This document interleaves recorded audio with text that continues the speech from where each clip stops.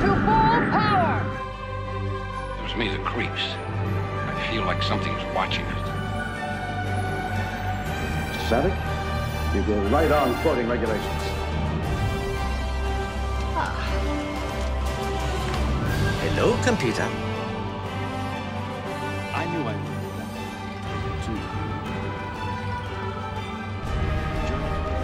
You betrayed your uniform! Target their cargo hold. Time to take out the garbage. Smooth as an android's bottom, eh, Data? I beg your pardon, sir. Aspires to be better than I am. Come on. It's gonna be fine. 5 years in space. God help me. This is the best day of my life! A phaser? You didn't use it? Swords are fun. Program complete. Okay. Enter when ready. Welcome back to another Retrek review, where each week we talk about Star Trek. And this week we're talking about episode 13 of Star Trek The Next Generation, and that episode is entitled Datalore. It originally aired January 18th, 1988. It was a teleplay by Robert Lewin and Gene Roddenberry. It also was a story by Robert Lewin and Maurice Hurley. It was directed by Rob Bowman, which a name we've heard before. I believe he had directed Where No One Has Gone Before, and as well The Battle. Yeah, it wasn't that long ago. Yeah. The synopsis for Datalore is the Enterprise explores Data's home planet, Omicron Theta. They find his brother and the dark secret he carries. We had one guest appearance this week, and that is Biff Yeager, who plays Argyle. Before we move on to comments and subscribers and supporters, let's go over to Caleb and ask Caleb what he thinks of the episode. This was the worst. No, this is probably the best episode so far, in my opinion. Yeah, I legitimately enjoyed it a lot. So I'll give it the top award, the 3 Akuda. It was fast and it was inexpensive. Wow. And that's how you make Star Trek. Suck on that. Yeah, it was good. I do. I really enjoy it. So sometimes I watch these really late because it's like the last thing I do before I go to bed. Yeah. I think even last week I remember falling asleep Sure. and watched the rest of it in the morning before we podcast. Not because last week was overly boring, but it didn't really, Yeah. It wasn't. There was a lot of back and forth of stuff, Yeah. But not this week. Definitely Didn't fall asleep. It's great to see, what's his name? Brett Spiner. Yeah, Brett Spiner, yeah. It's great to see him kind of stand alone this week and play 2 characters. I enjoy anybody who has to play 2 characters in Star Trek all the time. That's I can totally relate to what that's like. Yeah, so 3 Akuda. 3 Akudas, wow. Here it is, boys and girls. That's the first and last. Just like all Trek episodes. You only get 1 a season, so I hope there's nothing else this season. No, totally not. I'm glad you liked it because, in general, this is probably one of the stronger season 1 episodes. I'm just curious to see how Noonien got out of prison. Well, it's a different guy. Oh, it's his grandson or whatever. Right, yeah. Because the other guy's name is Eric Soon, and this guy's name was Noonien. Oh, yeah, you're right. Yeah, that's interesting. But isn't it's Khan Noonien Singh. So are they all related? No, because Soong is this guy's last name, and Singh is the other guy's last name. Okay.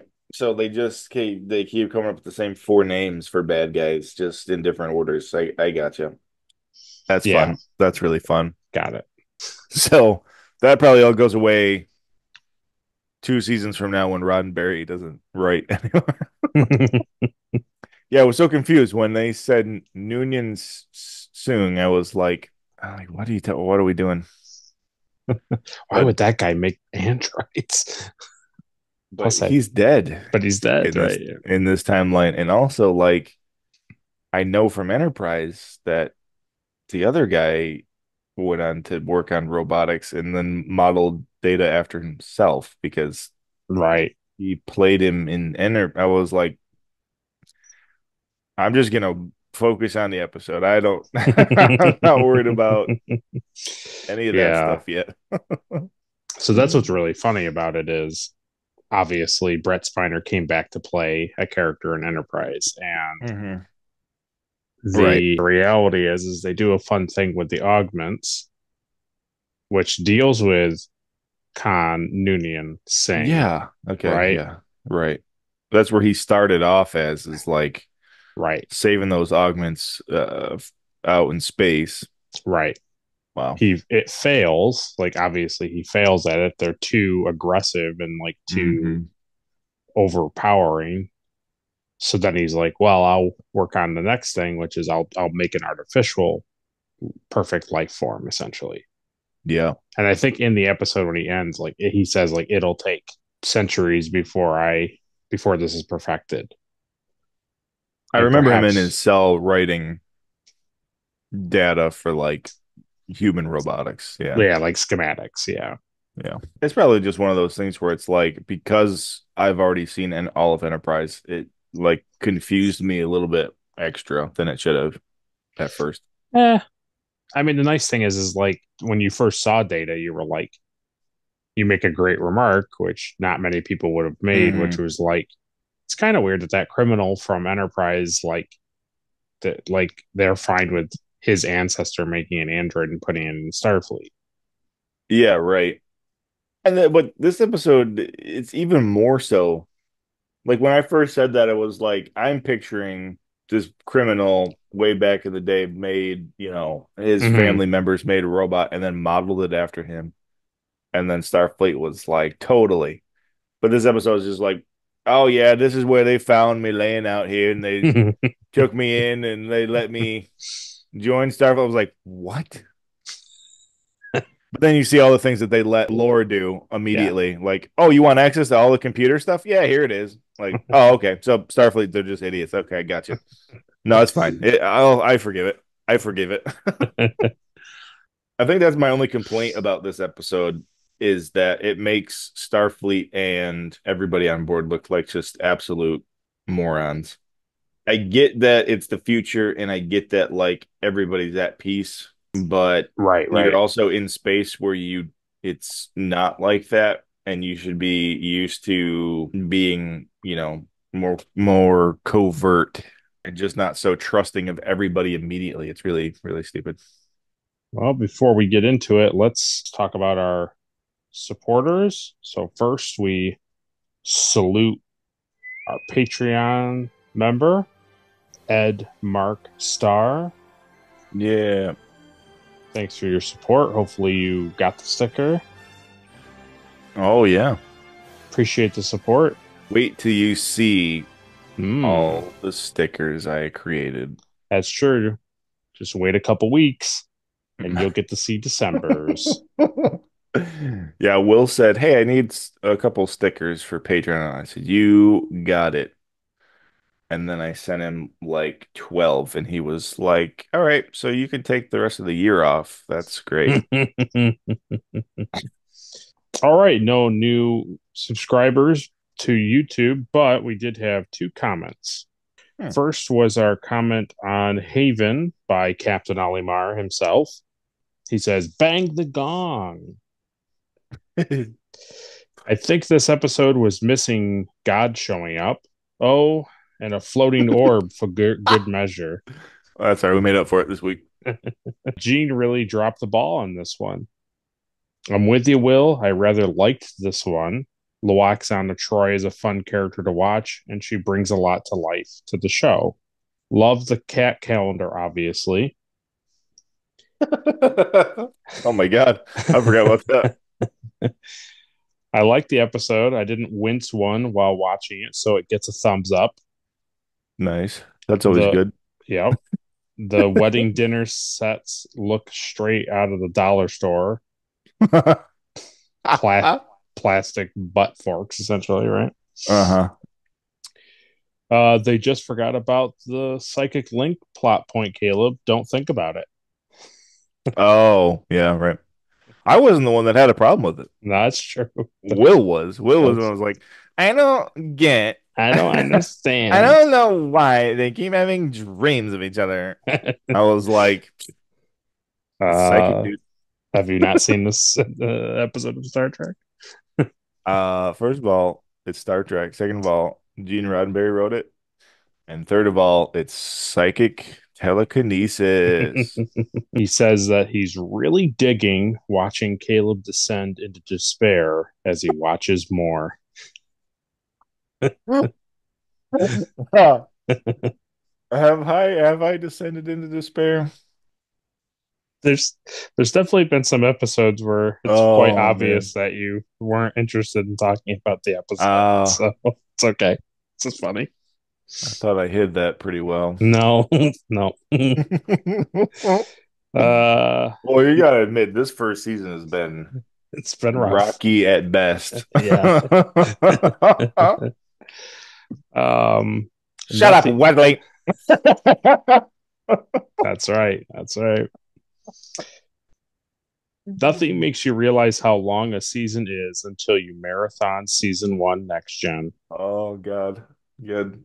Thanks for the review as always, guys. I laughed a lot watching this one. Oh, good.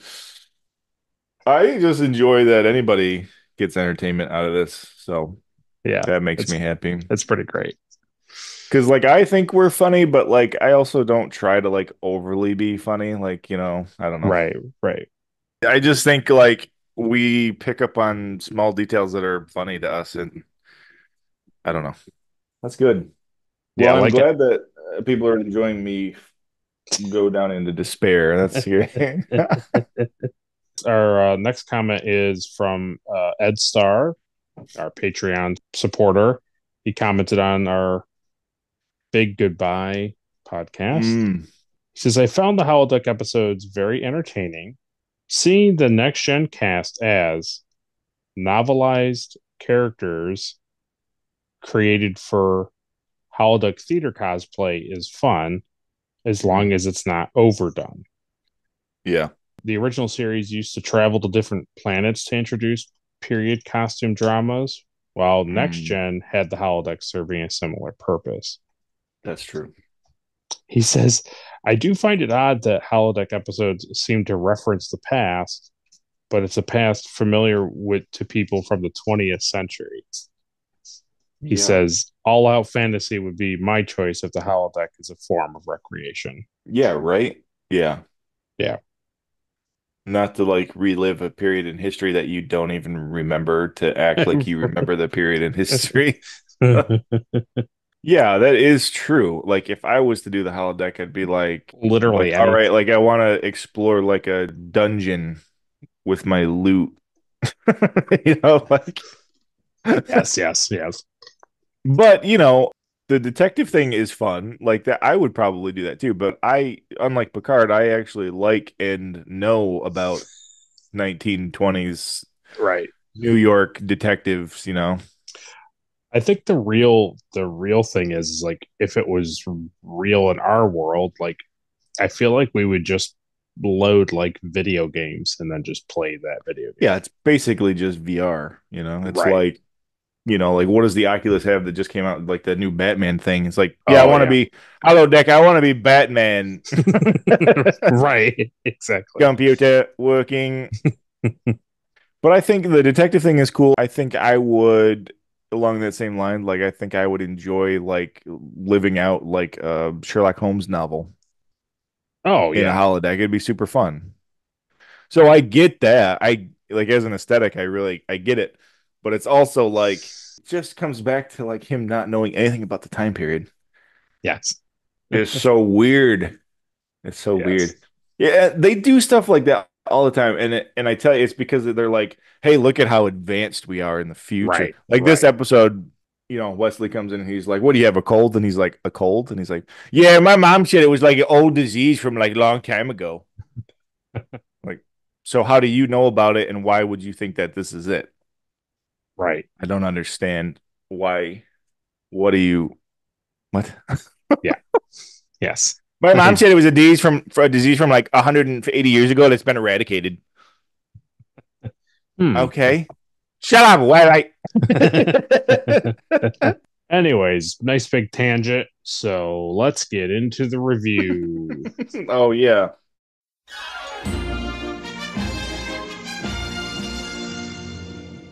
So yeah, him sneezing thing was kind of funny. I liked it. I liked that he's literally sitting there and going like chew.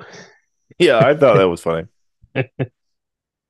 Especially when he's like talking to Wesley and he's trying to explain things to him, and then he's just like making that face like chew, chew, like trying to get the end part. Yeah, it was good. So my brain at first was like, is he like I didn't really understand really what was going on because they're like, hey, so we're going back to Data's planet. Okay. So right off the bat, for me, I'm like, I thought he was created on Earth.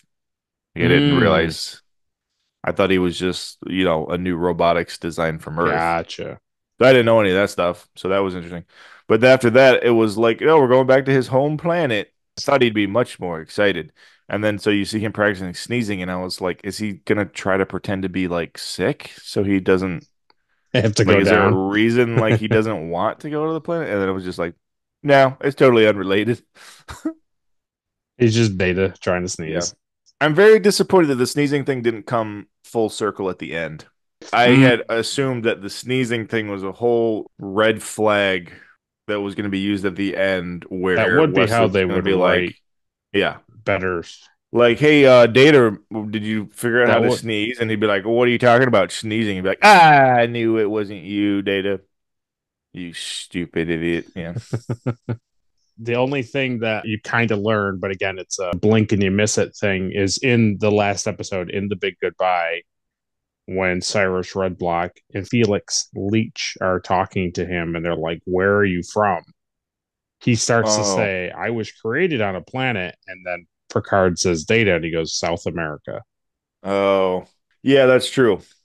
For whatever reason, I took that as like he Yeah. was explaining to them what like Earth was. But yeah, no, that Yeah. interesting. That's a Well, good that's point, cool. though, that probably if this was written later next gen season, like they probably would have made the sneezing like the thing to reveal to Wesley, this is lore. This is not Data. Like he's perfected sneezing or something, or he does sneeze or something. I don't know. Whatever. It's probably because I've been watching a lot of Castle, Oh, and okay. they have a very good way of like introducing a thing or like a picture or like a Oh, scene early mm-hmm. on, and it ends up kind of being like the key point Yes. later on. Yeah. Yeah. I know what you mean.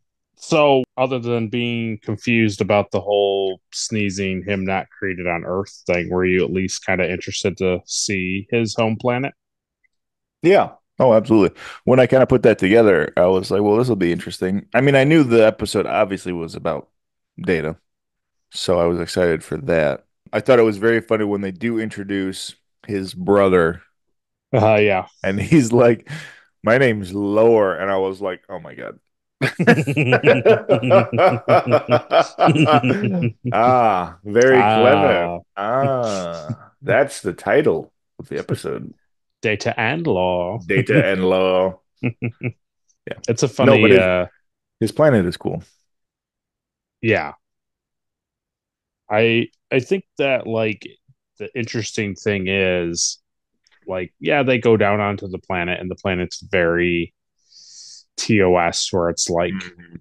set with lit background and it's not like a super amazing landscape, but at the same time, like, yes, it's Mhm. devoid of life. We get it.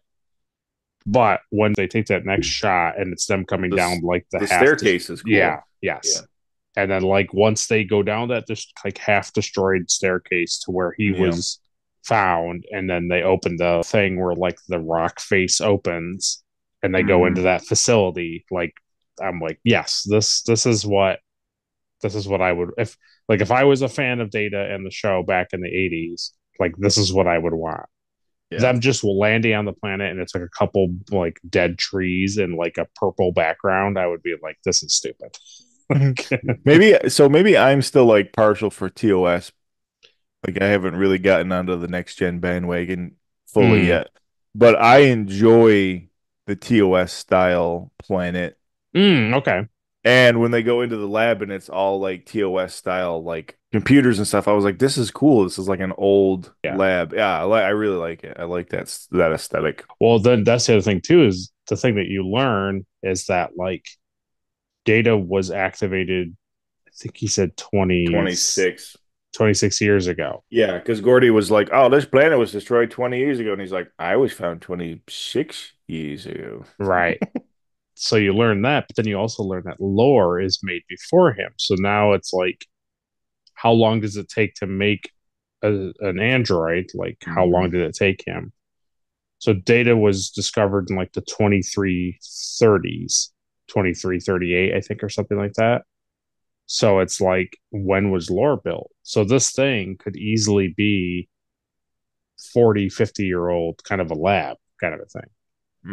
Getting much closer to like the undiscovered country, like, and all that. Yeah. Only a couple of years, probably. A couple decades. So it's just interesting. Yeah, I really enjoyed like the like slatted ceilings and all that stuff when they were like walking into the facility before they get to the actual lab. Like that was pretty good. Yeah. It also just like felt generally like, I don't want to like make everything sound like the RPG, but it reminded me a lot of it. Like they find the secret door, they walk through, like they find the lab, and then like Riker tells Tasha and Worf to like continue scanning the facility, and they like find more stuff in the lab, and they report and stuff. I don't know, just it felt much more like how Star Trek typically is supposed to be, like story wise. Yeah, I think that was cool. I think going through the lab and like opening stuff was cool. I like the machine in the foreground that's like got the red lights, like the laser thing. Yes. Yeah, so they bring up Noonie and Soong in this stretch. Good old Dr. Soong. This is basically like the whole episode is like a context dump of like Data's background. And which is great because as time goes on, they obviously, it's just like Spock, they explore a lot more stuff with his character. So it's like, the good news I can tell you is that a lot of this is not just like forgotten. It's not like a one and done thing, which is nice. Yeah, I kind of figured that. Yeah. The only thing that kind of bummed me out in this lab sequence, and I get it, what are you going to do? It's a late 80s show, but I just felt like it took me out because I enjoyed the sequence so much that when they show the wall and it's like all the body parts are there. Oh, the head cast is so unbelievably really bad. Yeah.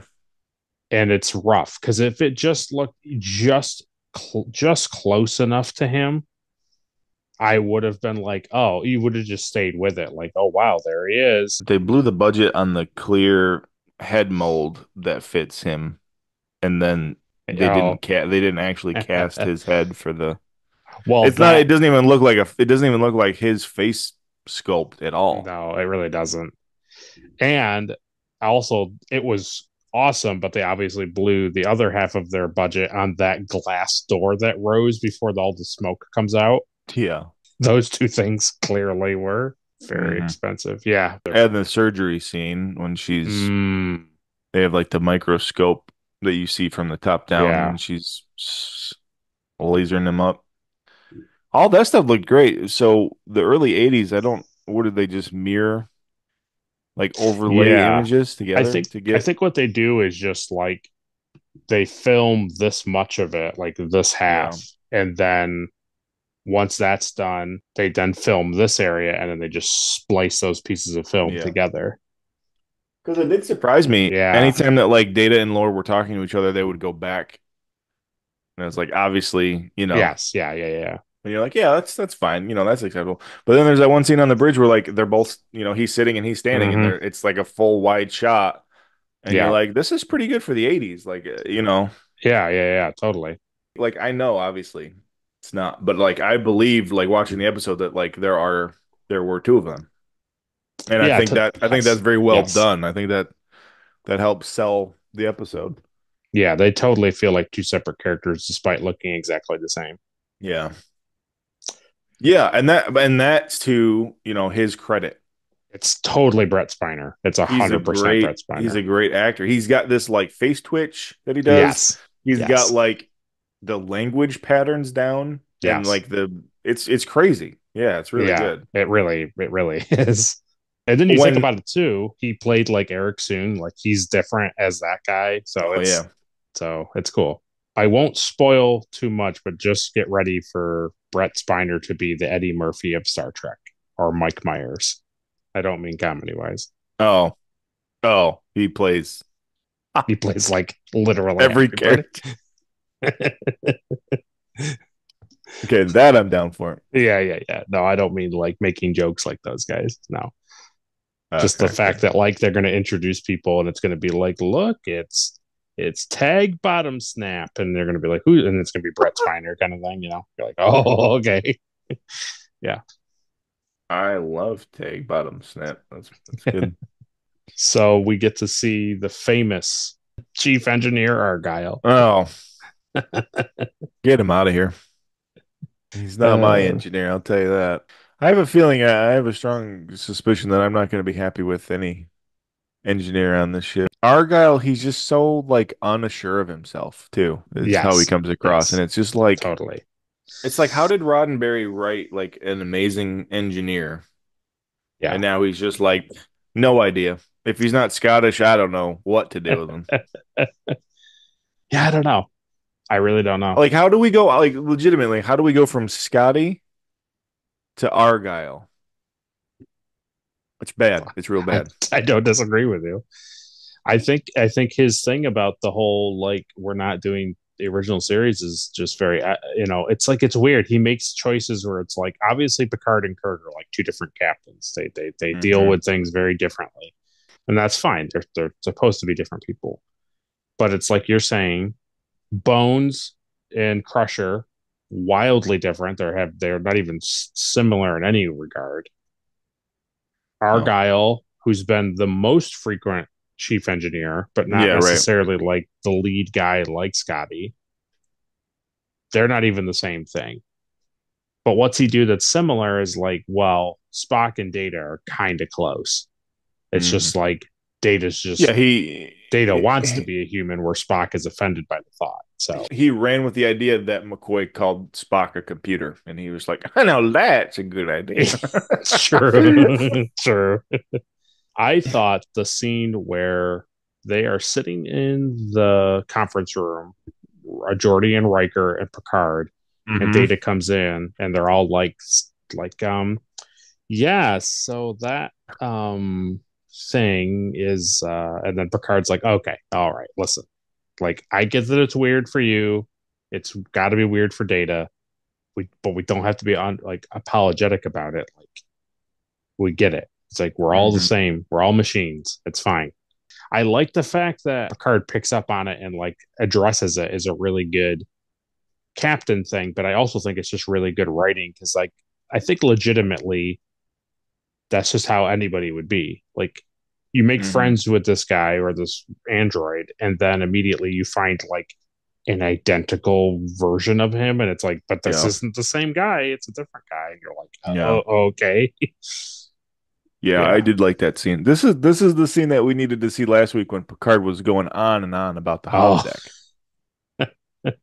You know, like wait for somebody else to come in the room and be like, "Oh yes, we were just discussing this." But anyway, let's get down to business. The thing that always makes me laugh though is like it's so he's down there.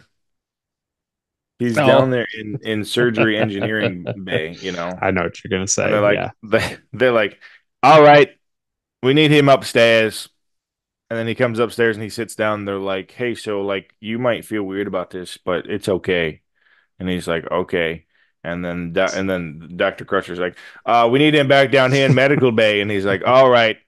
He's headed his way. And it's like, so what's the I didn't really get what the point of the whole like why did he have to go up to the He didn't. to talk about what it's not like the thing that I thought they were going to discuss is like the protocol of like, hey, Yes. so if we turn this thing on and it's like bad, like we're gonna destroy it. Like you have to be okay with that. Right. But like, no, this is Star Trek. That wouldn't possibly happen. No. They didn't even assume the idea of that. It was just like, hey, so like we still love you as our robot, not the other robot. Just so you know. And he's like, oh, thank you, sir. Yeah. I think the writers just were like, listen, we want this scene to happen where Picard is like, okay, fellow officers, don't be a jerk about the whole data thing. Yeah. But they're Yeah, like, but he can't later he can't have that conversation like in the lab. No, he won't. He wouldn't go down there. Right. No, the captain wouldn't be down there for No. one of his crew members undergoing surgery or anything. They wanted him to have like uncomfortable private talk, and he wouldn't do it in front of other people. So it's like, well, he would do it in the conference room or the ready room. But it's like, why would he's going to have like 4 people in there? It's like, well, that's too small of a room. So he has to have it in the conference room. So it's like, okay, well, how do we get data up there? It's like, okay, well, let's have the captain call for him. And then when he gets up there, they have the scene and now it's over with. It's like, okay, well, now we need data back in the lab because we need this other part to happen. So I think it's made more pointless too by he has this big speech about how everybody's machines. And then like a couple scenes later he says it again. He does. He certainly does. And and he's like, "Oh, I guess I fall under that same category." And he's like, "Oh no, I'm sorry. I take your point. I'm very sorry." And it's like, so what was the point of the scene before that where he was like he just was the point was he was unapologetic about it. He was just like, listen, I'm calling this thing an it. I don't care. And then Data was like, well, doesn't that make me in it? And he's like, whoa. Sorry. Were you just surprised by the fact that they like introduce Data having an off switch? I don't know. I don't know if that like overly surprised me. It's one of those things where it's like I just assume like every robot or android has like a kill switch built in. Don't do this anymore. Yeah. I mean, Isaac Asimov taught us, that needs to happen. That's true. Just kind of fascinating to think that like here's this guy walking around and somebody can just come up behind him and be like, nah. Beep boop, beep boop, yeah. Hey, I thought you weren't telling everybody about your secret spot. Like, oh, well, Yeah. I like to tell them. Carry on. Carry on. Oh, there's so many carry-ons coming up. There's so many carry-ons. Oh, it's so ridiculous. But before we get there, I did think that the overhead shot that we talked about earlier with Data and Lore like next to each other, was very reminiscent of the 2 Kirks when the Kirk android happens in What Are Little Girls Made Of, when it's the 2 Kirks in the spinning table thing. Yeah, that's right. Yeah. That's right. I like seeing her actually like perform the surgery like on the circuit board in the stomach. I thought it was cool. Yeah. It has like that magnifying glass thing that you can kind of see through. Yeah. Again, it just makes Argyle pointless because it's like, oh, well, he's a robot, so it's engineering, but I'm not doing any of the surgery because it's no. Why would you do that? And so what was the point of that? They were taking him apart to see how he was put together so they could put together lore. So basically what happened was they can like obviously figure out how to put the body parts together and like lock them in. Like that's fine. But like how do you get the torso to talk to the legs, to talk to like the feet and the hands? Like how do you get all these parts to like communicate to each other? You have to like attach the wiring. And it's like they had no idea how to do it, which makes sense because like Data is a unique being, and as Lore brings out, like by human standards, like Noonien is a genius. So as good as they could make it, basically we're like, hey, Data, can we look inside you to see how you're put together, and then put this other one together by referencing your connections. So for me, I would say no. Like if this is such a crazy creation and he was such a genius, I don't think just being like, oh, so this wire is connected to this. Like I don't think it's that basic where they could have just figured it out. So Yeah, true. That's not a I terrible don't think they point. would have been able to put them together. And also I think Data would have been able to just talk them through the process without That's going true. sleep mode, you know. Yeah. You could have just ran like a diagnostics thing and been like, oh yeah, so here's a full schematic of my, but that wouldn't progress the episode, Will. No, and also you wouldn't get cool dual camera shots. Yeah. Well, this is the halfway point, and what I want everyone to do, because Caleb made a great point, I want everybody to go down to the comment section and write sneezing or achoo, because we want it to have more meaning in the episode. Yeah.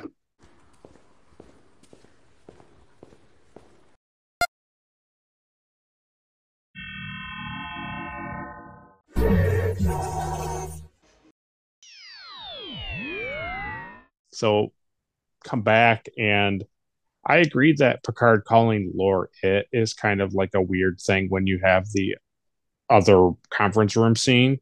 Yeah. But I did like the fact that he like loyalty checks Data.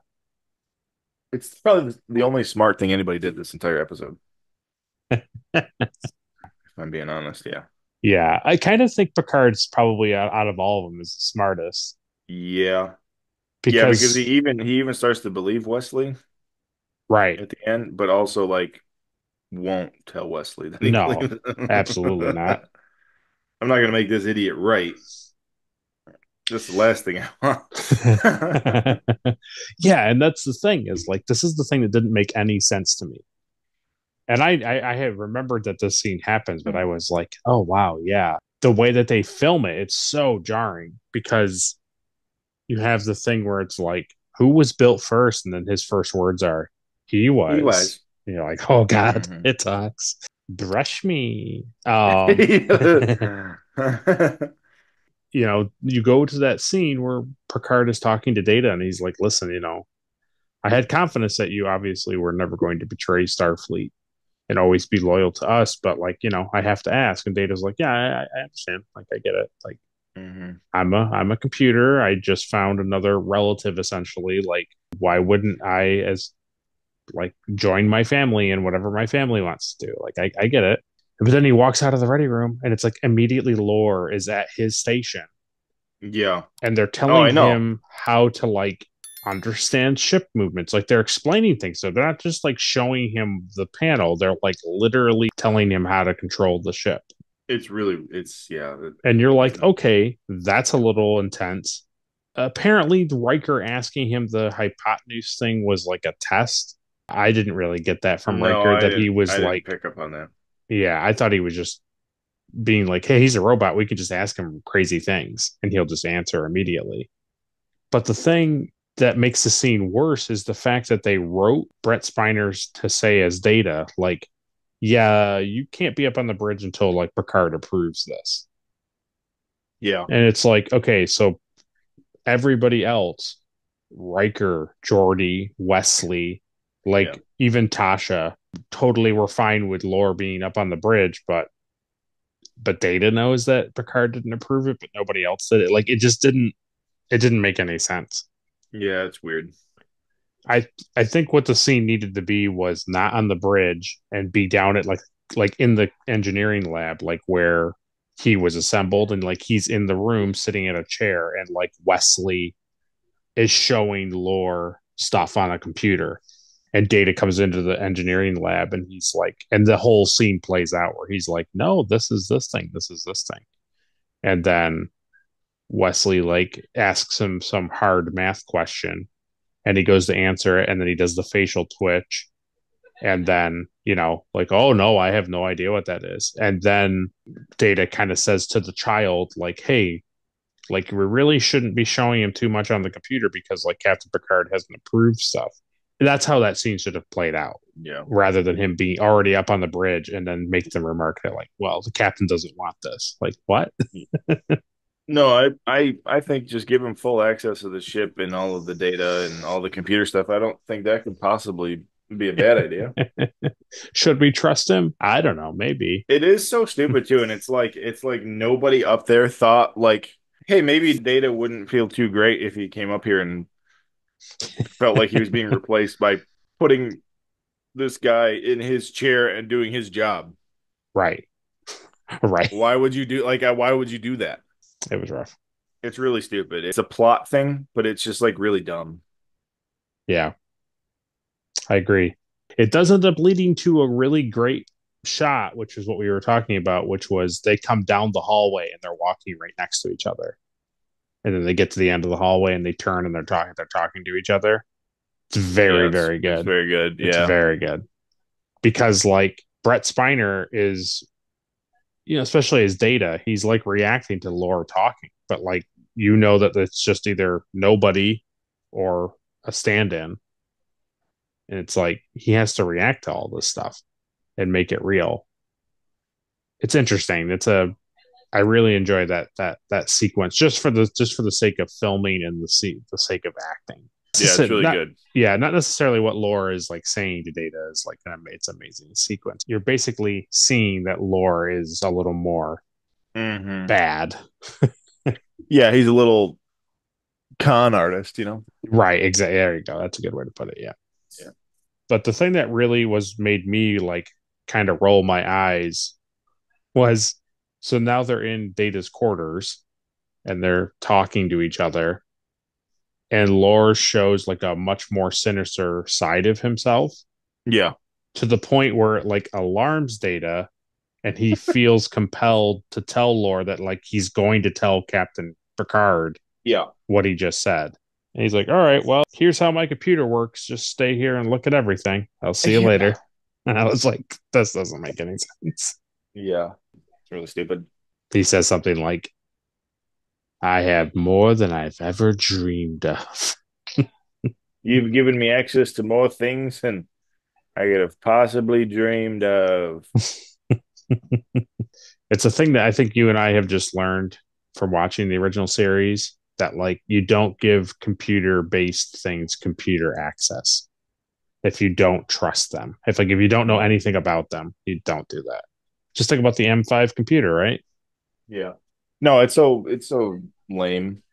But again, we button up like a really dumb scene with him on the bridge with a cool hallway shot to him being really dumb in his quarters with the computer to that cool champagne shot. Yeah. Where he like fills it and sets the thing down, and then Data's like looking at it and he's like, yeah, I guess I'll drink it. And then he like picks up the same glass, and it's it's pretty cool. It's very well done. Brother, help me. So yeah, right. So I forgot about that. That was so funny to me because I remember when we were watching Dragon Ball. Mm-hmm. There was that character, that little green fox Konkichi character. Oh, Konkichi. That like you hated him. Yes. And that was the thing. It was like the whole episode was like he kept calling Goku brother. Yes. and then like this episode, I was like, oh my god, they're saying brother a lot. This is yes, they do. I was like, man, I bet Will really likes this episode where they're calling each other brother constantly. I love it. I love it so much. So did you laugh as much as I did when they're like, oh, Data's doing a lot of subspace communicating in his quarters. We're kind of suspicious of this. And Riker's like, that is really suspicious. That's weird. Send the child. Yeah. Yeah, it was really great. Like, don't send the head of security. Don't send like engineering people. He's like, be discreet, child. Be discreet. You're like, oh, okay. And then he goes down there and he immediately is kind of like, rightfully so, he's suspicious. He tries to share with them that he's suspicious, and they're all just like, whatever, shut up. Like, you sent Shut him up. down there to Shut up, investigate. moron. It's like, you did this. You sent him down there to investigate. You were supposed to investigate and report. And just say, everything's fine. Not give us your feelings. Yeah. Yeah, it's really stupid. Yeah, Really it wasn't stupid. wasn't Yeah, great. real bad. How do you think of this? Do you find the fact that, like, the facial tick and the contractions thing is like how the writers decided to tell lore and data apart? But do you think there was like a better way? Maybe what your point was is like the sneezing thing should have been the tell. Yeah. Well, it's always the clothes. And then, Sure, they're yeah. like, oh, now I wear the Starfleet clothes. Yes. And the facial tick is like fine, but then he uses that like tool to get rid of his and give Data a tick. Yes. So I'm going to tell you this thing that makes me like a little too much of a hardcore Star Trek nerd. And I thought to myself, like, uh-oh, maybe I need a break. Is Wesley comes into the room and Laura's dressed as Data. And he's like, hello, Wesley, blah, blah, blah. And he's talking to him. And my brain did this really dumb thing. Maybe I was just tired, but I was like, Kill him. No, I was like, wow, Laura can really talk like Data really well. And I was like, wait a minute. It's the same guy. Like, you moron. It's like, wow. I think I thought that too. I was like, oh, that's interesting that he like picked up on the talking patterns are different. Yeah. Like, wow. That's a good actor. He acts just like the other guy. He acts just like the other guy. No. Yeah. That's amazing, brother. He attacked me. I had to put him down. Why would he attack you? I don't know. For some reason. Yeah, so that's my thing is like, why would he not immediately like tell Riker, like, oh, Laura attacked Data in the thing, like we need to take him to the engineering lab or wherever that was. And like, he doesn't even tell him that, like, no, hey, so one of them was unconscious down there, right, right. This whole section was probably like the worst of the episode. Is yeah. Then the child, and then they don't believe him. The lore comes on board, and he's like asking questions that like Data wouldn't ask. Exactly. And he's like, all right, send the boy and number one. Yeah. And like they go down there, and it's very, very blatantly, you can see his hand like pushing the button. Yes. Over and over. And he's like, oh, he can become agitated any second. So if you get out of here, you can't be in here. If he senses you, he'll self-destruct. You need to get out of the room. Get out of the room. Wesley, come on, Wesley. The thing that makes me laugh was he gets in there and he's like, Data, hey, with that facial tick, you made me think you were Lore, but because you didn't say a contraction, I now know it's you, Data. And an android couldn't just change their speaking pattern. Right. And he's like, okay. And then he goes back up to the bridge. And like you said, because they don't just show it, maybe they discuss it off camera, but they don't really indicate that. They're like sitting there, and then all of a sudden he's like, well, I don't think that should happen. You shouldn't let him go away. And it's like, he's so randomly suspicious for no good reason. Mm-hmm. It's really stupid too, because it's like they bring up the point where, Wesley later on, he's like, if I was an adult officer, you would treat me like this, or you would take me seriously. And it's like, hey, moron, maybe if you just like, if you're so freaking smart, maybe if you just like explained what was going on, instead you just come up there and you're like a pouty little teenager, and anytime Picard says something, you're like, that's stupid. Right. Like, hey, moron, explain what you saw. Explain why you believe that Laura is impersonating Data.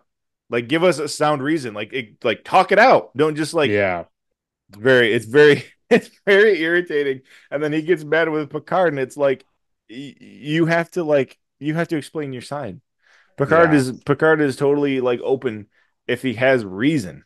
You don't give him reason. You give Right. him three little pouty sentences that like you sound like an arrogant little moron. Yes. Like I wouldn't believe Yes. you either. Yes.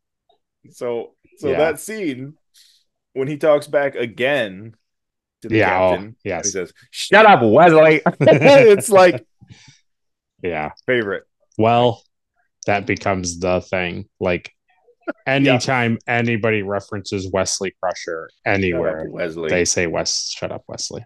Shut up, Wesley. And then she's like, "Shut up, Wesley." You get off the bridge too. I'm sick of both of you idiots. Yeah, so before we go too much further, let's move on to trivia. Oh, not again.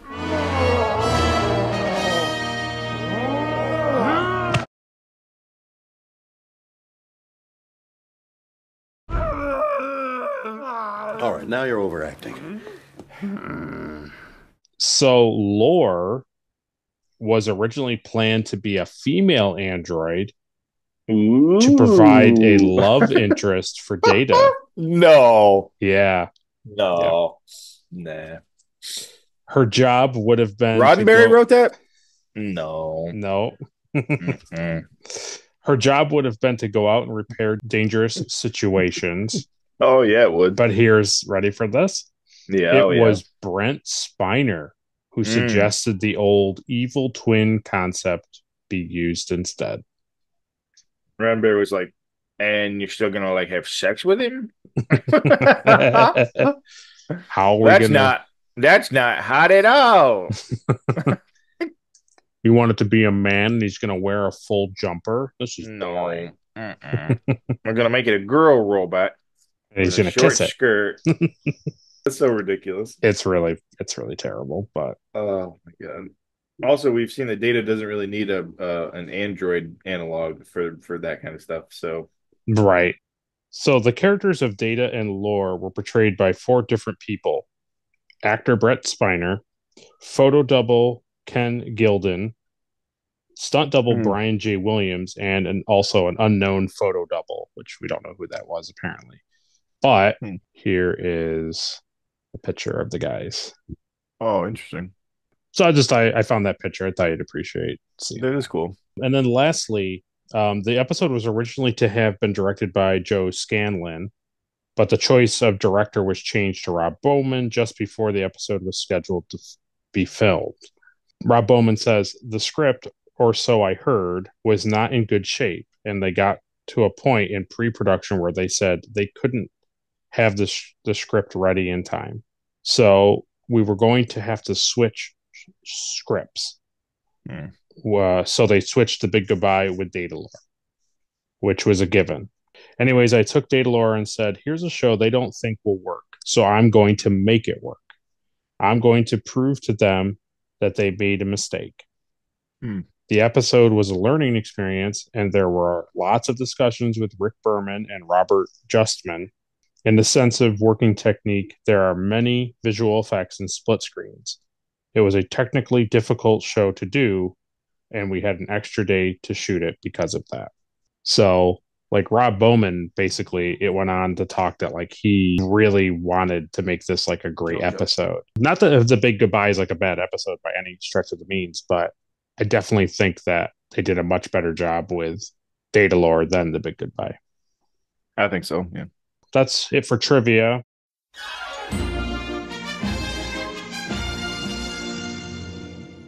So the last couple things I had was I thought it was funny that Beverly is so upset despite having no purpose on the bridge. When he's like, hey, can you leave? And she's like, what are you're kicking me off the bridge? And he's like, I'm telling you to go like be with your son and keep him safe. Isn't that what you're always so worried about all the time? Right, exactly. I'm kicking him off the bridge, so I'm telling you to go with him as a mother. Not my fault you can't read between the lines. I like that scene too because Picard says, shut up, Wesley. She questions Picard like, did you just say shut up, Wesley? Yeah. And then Wesley like speaks up again. And he's like, I know that you'll probably get me removed. And she's like, "Shut up, Wesley." Yes. Yes. I was like, everybody just needs to shut up. The other thing that didn't really make super sense to me is that, okay, so Wesley talks his mom into going into Data's quarters to like check things. That's fine. Mm-hmm. That's fine. But then when she goes down and like activates quote unquote lore, Wesley just immediately starts talking to him as if like the whole time he's decided, no, that wasn't really Data talking. That was lore the whole time. Like this is the real Data. And it's like, wouldn't you think you would at least kind of like test him, like say something to him, like ask him a question that only Data would know, instead of Yeah. just being like, Data, Lore's doing all these things, and then he's just like he's like sitting up. It's a great, like Brett Spiner plays it very well, where he's adjusting to being turned back on and also being betrayed by his brother, but also like taking information like out of context and like assimilating it and then being like, oh, okay, like this is what I need to do. Like Brent plays it very well, but I think the writing of that scene is very dumb. Yeah, it is. And the thing too, like Wesley had to like convince his mom to go check. Shouldn't that have been a normal thing? Like when Riker and Wesley went down there and saw what was happening, like they should have immediately called medical and engineering.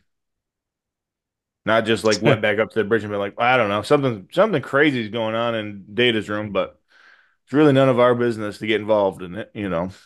You know Yeah, how brothers because I Lord agree. even says that to Data in that scene. He's like, you want to be like these people and look how like stupid they are. I'm like, yeah, they are. They're being really dumb. But thinking back, I don't know how you feel. You tell me. I think personally, of everything that we've watched so far, that the sequence when they're in the cargo room and Lore has the phaser and all this stuff. I think he gets the phaser. That Yeah, sequence somehow. where he, yeah, Somehow. I think that sequence where he talks to Beverly and essentially Data and Wesley that like leave or I promise to give exquisite pain to the child. I think he's one Yes. of the most like intimidating villains that we've had on the show, like in the stretch of everything that we've watched.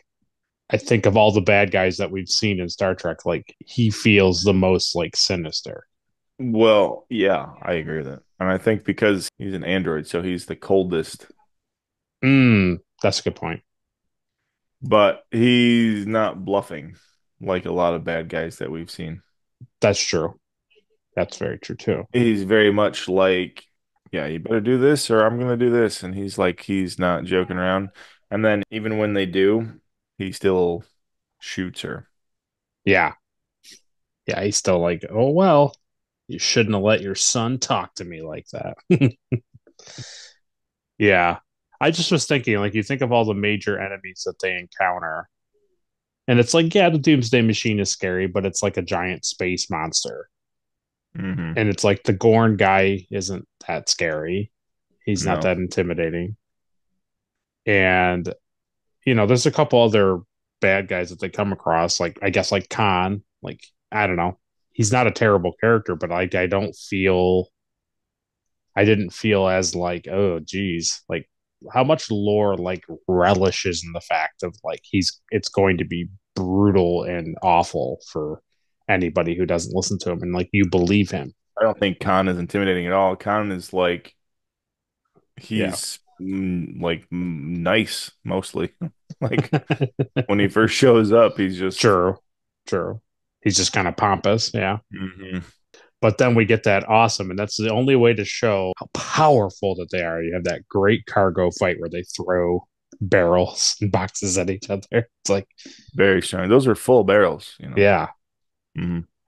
full of, you know, at least a ton or so. Yeah.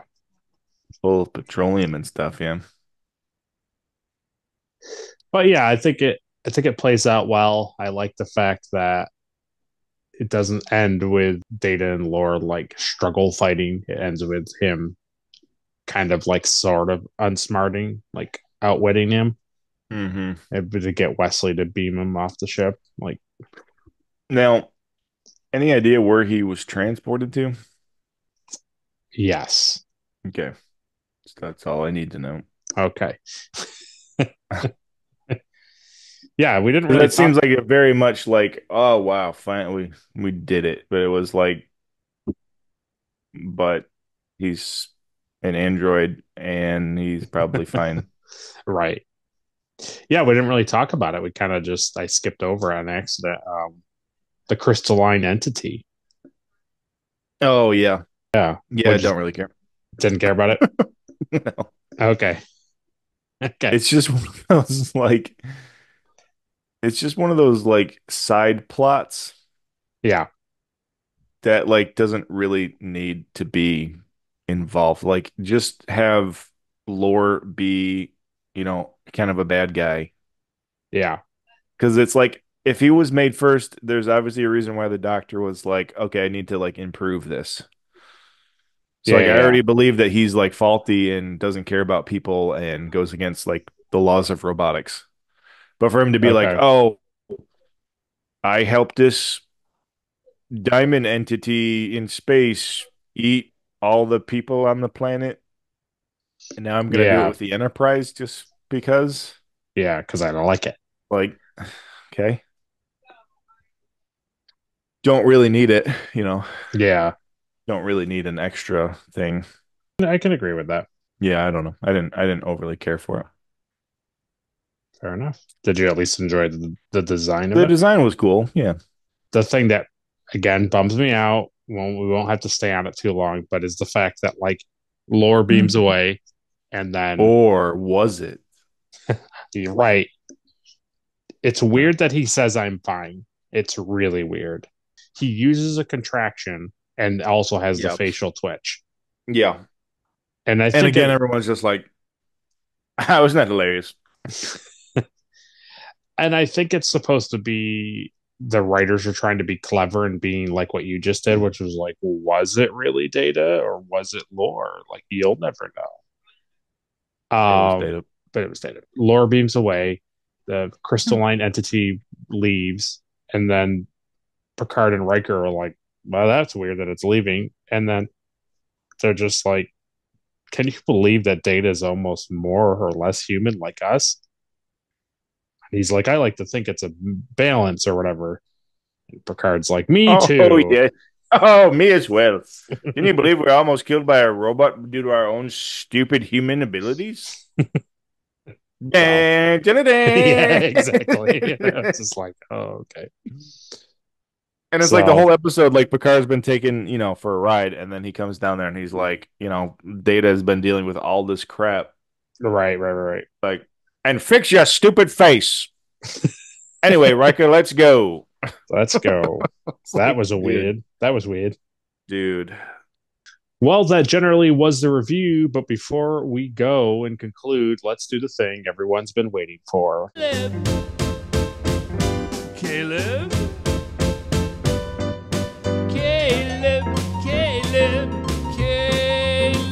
Okay, so who gets the Erica Ortegas Award for being the most unlikable? I'm gonna give it to Riker. Wow, okay. He's really unlikable. He sends a child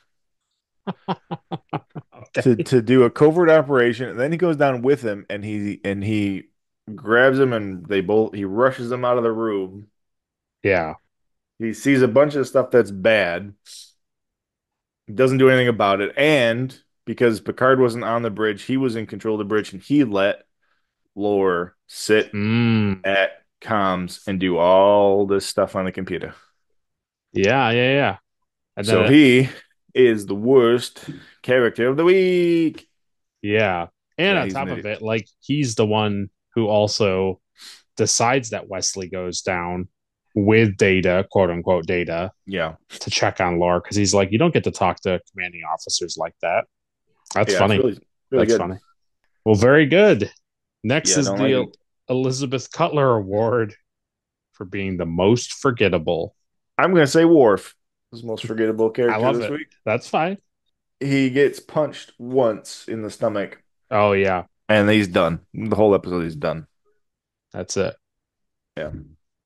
What a lame scene that is. Oh, He's yes. like, let me just get on this turbo lift here. And he's like, hey, shut the door immediately. He's like, huh? And he's like, oh, my Klingon, Tommy. And that's it. That's the last time you see him this episode. He That's it. doesn't do nothing. He's passed out. He's passed out in the turbo lift. I enjoy phasers in the show in general because Yeah. it's so unbelievably stupid that like so here's a guy doing something bad and they're like, oh, here's my phaser. And it's like and the guy's just like they're like, oh Jesus. It's like, did we learn nothing? Well, I would say we learned nothing from the Wild Wild West, but Picard would be like, the Wild Wild what? When was that in human history? Because it's like, hey, take your phaser from here and just shoot it here. No. You know why they used to do this? Because you can't disarm somebody doing this. You can disarm somebody doing this. Oh. All right, now let me just set this on stop. Oh, Jesus. Now what? Yeah. It's like what? And he's like close quarter. He's in the turbo lift. It's close quarter. He basically puts it like up to his hand, and he's just like, yeah. Also, wow. there was no reason for him to come into the turbo lift. Like he could have just shot him. Like then, like come out of the turbo lift, and if he said no, then shoot at him. Well, he's got all his cronies behind him. He's like, all right, let's go in the turbo lift. Oh my God, he's already in the turbo lift. Yeah, so Worf is the most. That's a good choice. That's sweet. Next is the Mugatu Award for the best alien of the episode. I mean, it's got to be the stupid crystal entity. I love that. It's the stupid, huge, stupid thing. I mean, it didn't do anything. It's just it's like such a subplot that it's like, here's this massive alien entity that wreaks havoc in space that no one's ever seen before. Well, it is probably the most alien thing in the show, in the episode, I should say. Next is the Trip Tucker Award for the MVP. Data. Nice. Or it could just be Brett Spiner in general. Yeah, it all comes together pretty good, and he does a really great job overall. It's a fun episode for a character. Yeah, I think so. Okay. Next is the Spock Award for the best line of the episode. Obviously, it's Shut Up, Wesley. So, yeah. I mean, that's not even... When it happened in the episode, I was like, oh no. Here we go. Yeah. You've been waiting for two things. You've been waiting for Shut Up, Wesley, and you've also been waiting for Picard to do the classic face palm. Yeah. Almost there. We're getting there. I want a shirt with Picard doing the face palm and it just says Shut Up, Wesley on it. The other thing you haven't gotten either is tea Earl Grey hot. You haven't gotten that yet. Oh, yeah. Yeah. No, so far that's just a T'Pol thing for me. It's true. Yeah. I haven't even seen the replicators. No, they haven't. Yeah, it's funny. They haven't showed them. Yeah, I know. Yeah, who cares about technology? Next is the Shran Award for the best action sequence. That's going to be when Data and Lore fought in the cargo bay. Oh, another barrel? No. Only if you were slightly faster, brother. You can call me Jumpman. No, thank you. No, thank you. No barrels here, sir. No barrels. No barrels.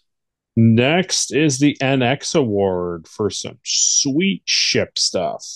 I like that the transporter was able to transport a phaser beam while it was being blasted. Yeah. It is cool how it goes like... Yeah, it was pretty cool. Yeah. So when he like lands wherever he is, does the phaser beam continue there? Yep. Yeah. It would just go and then that's it. Somewhere some ship is flying by and then their shields get hit by. Yeah. 0.3% power. Yeah, right. Like what the heck is...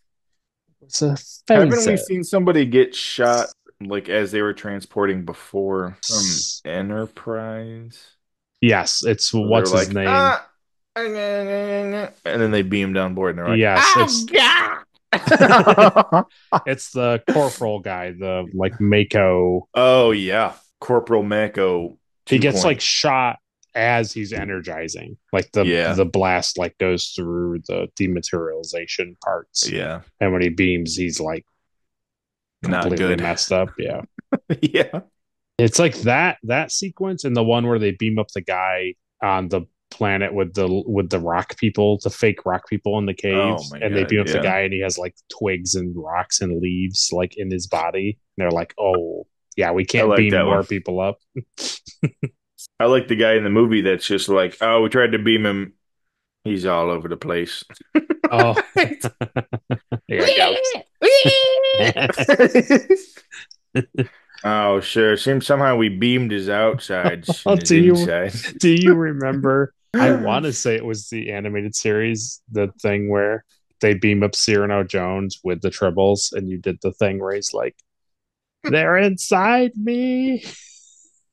They keep breeding. Yeah, yeah, yes. He's just puking up hair. I think is what we said.